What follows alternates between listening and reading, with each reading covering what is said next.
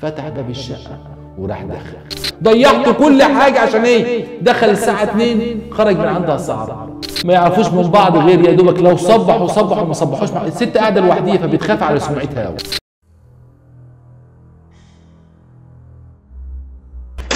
إن عواقب ارتكاب الجريمة وخيمة جدا، ستودي بك إلى أوضاع مأساوية حزينة.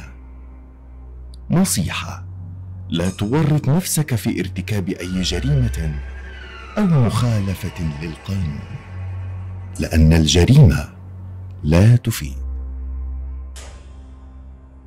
ساعة مع حنفي. اهلا بكم، اهلا بكل مشاهدي قناه ساعه مع حنفي، القناه المعنيه بعالم الجريمه اللي من خلالها بنرسخ لمفهوم مهم جدا، ان الجريمه مهما كان ذكاء مرتكبها او فاعلها لن تفيده، وان العقاب واقع لا محاله. تعالوا نشوف الجريمه دي اللي حصلت في مركز الضواحي محافظه الاسماعيليه. احنا كلنا بنغلط الغلط ده، يعني الجريمه دي تمت احيانا احنا بنكون سبب فيها، بتحصل معانا شخصيا، بتحصل معايا شخصيا كمان. احيانا بفتح باب الشقه ويكون معايا شنط، فبنزل الشنط وبفتح الباب وبعد كده اشيل الشنط وادخل واجي خبط الباب برجلي وبنسى المفاتيح بره الباب. واظن كتير جدا منكم بيحصل يقعد يدور على المفاتيح وفي الاخر يلاقي ان هو ناسيها في الباب من بره. بتحصل ولا مش بتحصل؟ مش احيانا بنفتح الباب وننسى المفاتيح في الباب من بره؟ كذا مره قال الباب بيخبط يا استاذ مفاتيح الباب في الباب. دي مصيبه كبيره. تعالوا نشوف الجريمه دي اللي بطلها شاب شهير جدا اسمه سام، صاحب محل او مخبز فينو مشهور جدا في مركز الضواحي محافظه الاسماعيليه. يعني كل الناس في محافظه الاسماعيليه عارفين المخبز ده، مخبز افرنجي مشهور جدا بيعمل كل المخبوزات وليه سمعه داخل المحافظه. سامي هو صاحب المخبز الافرنجي ده، ساكن في عماره فخمه، جارته واحده ست عايشه لوحديها، ما يعرفوش من بعض غير يا دوبك لو صبحوا ما صبحوش. الست قاعده لوحديها فبتخاف على سمعتها قوي. في يوم من الايام طالعين هي وهو في الاسانسير، فتحت الباب وللاسف نسيت المفاتيح في الباب من بره ودخلت قفلت الباب برجلها. سامي عمل ايه؟ بسرعه راح خد المفاتيح وخباها ومشي. طبعا الله اعلم هي درت ما درتش، كسرت، قالت بكره ممكن تكون ضاعت مني، ممكن اكون نسيتها وانا بفتح الباب نسيتها ودخلتها وقعت ورا كنبه ولا ورا فتيه.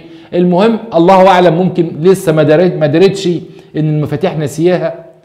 المهم على الساعه 1 في 2 ضربت في دماغ سامي، البت قاعده لوحديها والبت حلوه والمفاتيح معايا وزمانها نايمه دلوقتي، طب انا عايزها البت دي، لو دخلت ممكن تصوت، طب ممكن تبلغ الشرطه. المهم الفكره اختمرت في عقله، وعلى الساعه 2 صباحا في الليل راح نازل طالع من شقته، اتسحب لشقه جارته دي وراح معاه المفاتيح كلها، ده معاه مفاتيح العربيه ومفاتيح الشقه ومفاتيح كل حاجه خاصه بالسيده الفاضله دي كانت معاه. فتح باب الشقه وراح داخل. طبعا الساعه 2 في الليل هتكون موجوده فين؟ في اوضه النوم. راح ده الكلام ده حسب اعترافاته، راح دخل نط لاوضه النوم وراح تجرد تماما من ملابسه، وراح مره واحده دخل في السرير واخدها في حضنه، قعدت تزعق، راح كتم نفسها وهددها بالسكينه كانت في ايده لغايه ما جردها من ملابسها تماما. وحسب اعترافاته عاشرها معاشره الازواج، وبعد ما انتهى من معاشرتها راح مصورها في اوضاع مخله بدون ملابس وهددها لو رحتي وبلغت الشرطه. راح بعت الرسائل قدامها بالواتس على واحد صاحبه وقال لها حتى لو بلغت وجيني مسكوني دلوقتي انا هخلي صاحبي ينزل صورك والناس كلها وعيلتك، وهي من عيله كبيره، هتتفضحي.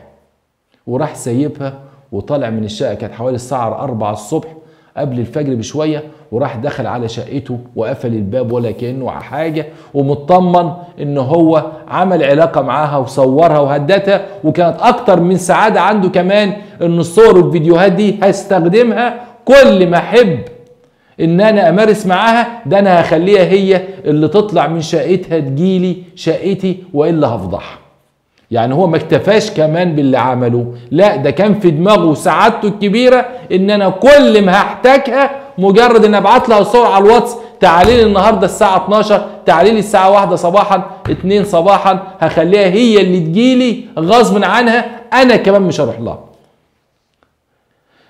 البنت الغلبانه دي فضلت قاعده لغايه الصبح وهي في حاله انهيار كامل، لانها مدركه للي حصل لها، اغتصاب كامل، تصوير، كمان كانت عايله هم الصور اللي بعتها قدامها لواحد صاحبه، وفي الاخر الاتحاد اكتشفت ان هو بعتها التليفون التاني اللي جوه الشقه مش لصاحبه، وانه عمل الحركه دي عشان يهددها. ما قدرتش تتحمل وقالت ده بكره وبعده هيهددني وهيخليني اروح لغايه عنده او يبعتني كمان لاصدقائه، فاخدت قرارها وراحت نزلت رئيس مباحث مركز الضواحي.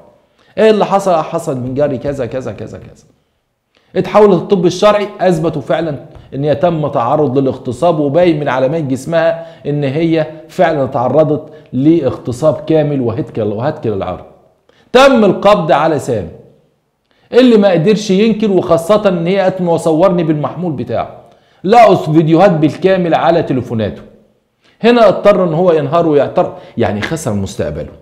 هو راجل اعمال مشهور وربنا اعطاله الشباب واعطاله المال واشهر مخبز افرنجي في الضواحي، وراجل ربنا اعطاك من وسع. طب يا ابن الحلال، قال لي عجبك ان انت تغتصب ليه؟ قال لي خليك تروح تغتصب واحده، ما تتجوز يا اخي، اتجوز على مراتك، اتجوز، هات مثنى وثلاث ورباع وعندك الامكانيات لكده. ايه اللي يخليك تدخل على واحده محترمه تعمل فيها هذا الفعل؟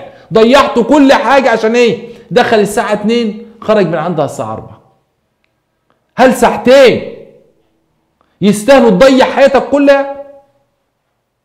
طبعا اعترف تفصيليا وقال المفاتيح كانت نسياها في الباب من بره، انا لقيت المفاتيح عرفت ان هي نسيتها فخدتها، والشيطان غلبني الساعه 2 في الليل، لقيت نفسي ان انا محتاجها قوي، فرحت اتسللت ورحت فتحت الشقه ودخلت على اوضه نومها على طول. لما اكتشفت ان هي نايمه ومش حاسه بيا، رحت اتشجعت وخلعت ملابسي ودخلت معاها في الفراشه. اعترافات تفصيليه.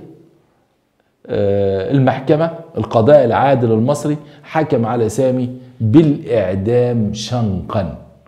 هو ده القضاء بقى، قضاء الراضع. طيب ايه اللي استفدته يا سامي؟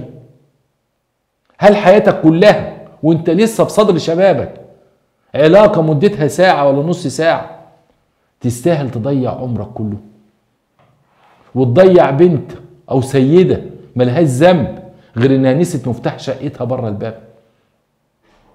لكن هنقول ايه؟